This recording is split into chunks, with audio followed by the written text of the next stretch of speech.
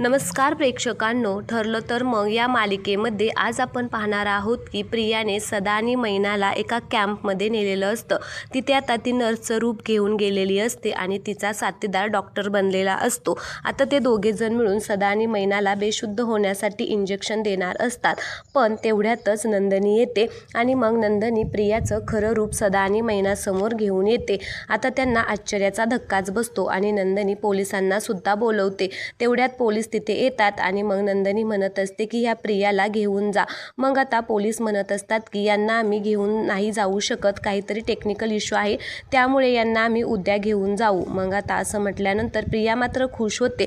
मग पोलीस प्रियाला घरी घेऊन जातात. त्यावेळेस प्रताप म्हणत असतो की तू आज परत एकदा चुकीचंच वागले आहे. सुभेदारांच्या घरात जे जे काही वाईट घडले ना, त्याला फक्त तू आणि तूच जबाबदार आहेस.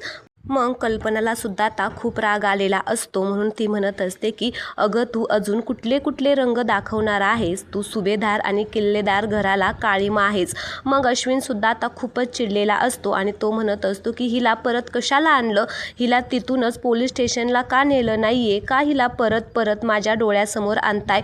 तर लगेच अर्जुन म्हणतो की काही टेक्निकलमुळे हिला आता आज जेलमध्ये पाठवता येणार नाही, पण उद्या नक्कीच जेलमध्ये जाणार आहे. अस्मिता सुद्धा आता प्रिया वरती खूपच चिडलेली असते, म्हणून ती म्हणत असते की हिच्यामुळे जो मनस्ताप भोगायला लागलाय ना आम्हाला, याची परतफेड जेलमध्ये जाऊन पण होणार नाही.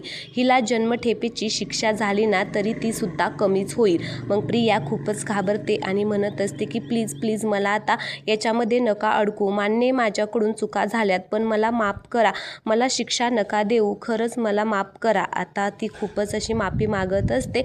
मग आता सायली म्हणत असते की प्रिया अशी दयावया करून काय उपयोग नाही, कोणीही तुला माफ करणार नाही, कारण तुझ्या आता पापाचा घडा एकदम काठोकाठ भरलाय, आता तुला कोणीच माफ करणार नाही.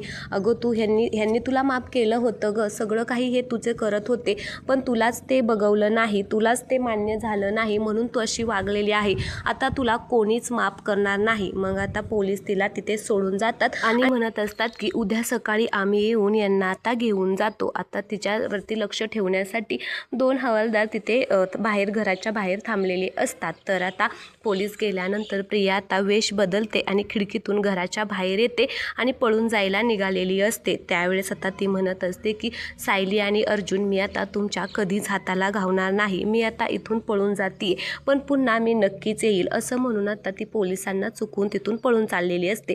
तेवढ्यातच मंजिरी तिकडून येत असते आणि तिला आता प्रिया पळून चाललेली आहे हे कळतं, म्हणजे तिला दिसतं. मग ती लगेच सायलीला फोन लावते आणि म्हणत असते की अगं सायली, प्रिया ना मला असं वाटते की पनवेल सोडून जायच्या मार्गावरती आहे. मग आता सायली म्हणते की थांब आता, मग मी रमाला फोन करते. मग सायली रमाला फोन लावते आणि रमाला म्हणत असते की रमा, प्रिया पळून चाललेली आहे, तर तुला आता तिला पकडून आणायचं आहे. मग रमा म्हणत असते की सायली ताई, तू आता काळजीच करू नको, 2 वाघिणी बघ आता त्या उंदराला कशा काय पकडून आणतात. असं म्हणून आता त्या दोघी जणी प्रियाला पकडण्यासाठी निघालेल्या असतात आणि आता उद्या प्रियाचा चांगलाच बँड वाजणार आहे. तर चला प्रेक्षकांना, हा व्हिडिओ आवडला असेल तर प्लीज लाईक करा व्हिडिओला आणि चॅनलला सबस्क्राईब करा. धन्यवाद.